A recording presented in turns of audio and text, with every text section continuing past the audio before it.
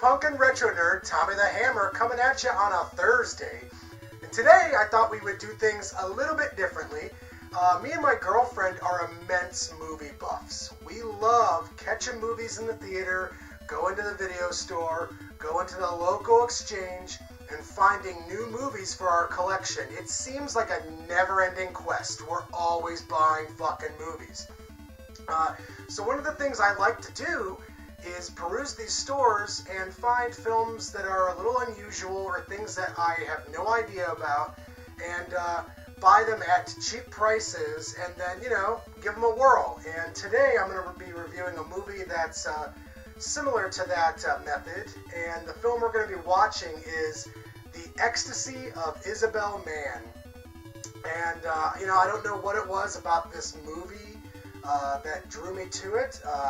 The synopsis on the back sounded interesting, and of course the cover art is very reminiscent of the 1970s Hammer horror films from back in the day. From what I gather, this is a vampire movie, and you know what? I'm all about vampire films as long as they're not Twilight. And, that's pretty much what drew me to it. So I'm going to go ahead and pop this fucker in my DVD player, and while I watch it, you guys are going to peep the trailer for...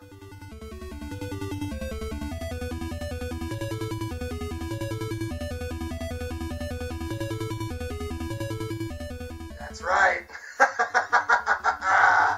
Down the hatch. Woo!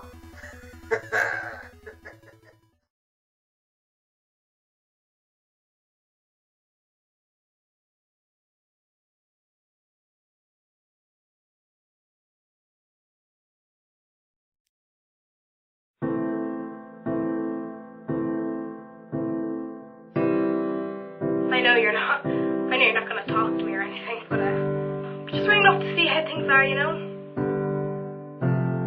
Did I do something wrong? Because if I did, I'd really like to know, Isabel. Far away, I hear your voice calling in the trees. Far, far away, I hear your voice calling in the trees, calling just for me.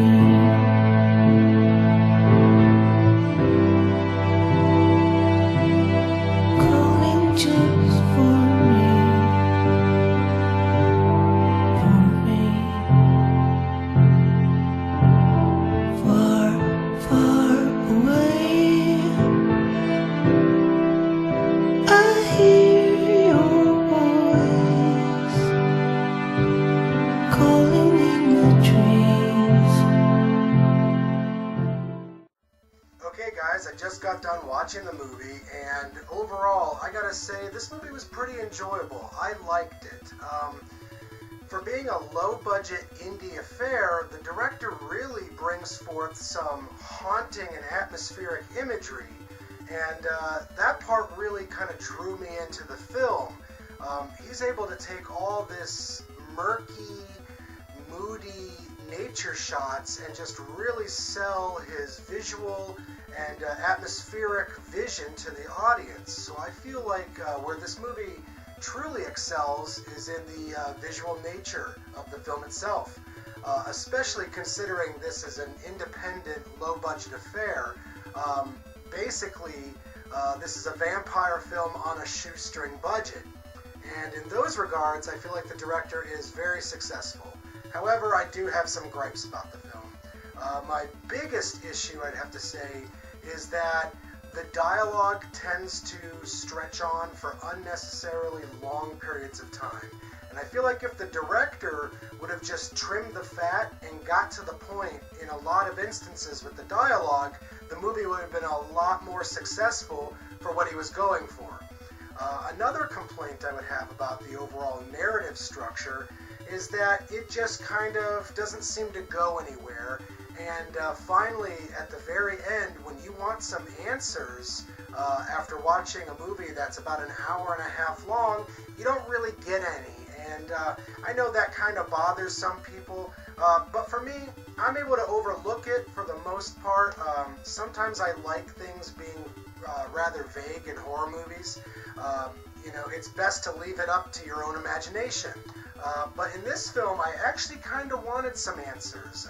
But overall, it's not a bad movie. It's a pretty good indie, low-budget vampire film. And in those regards, I could recommend it. Out of 10 stars, I'm going to have to give this one a 6.5. I wasn't crazy about it. There are plenty of other indie, low-budget vampire films that I thought were way more successful, especially the movie Stakeland. If you look into that film, you'll see that it's low budget, but it gets the job done. So this film, I just gotta say, it's about a 6.5 star film, which isn't bad. So if you're looking for a low budget, below the radar vampire flick that harks back to the moody 70s Hammer vampire films, then check this one out.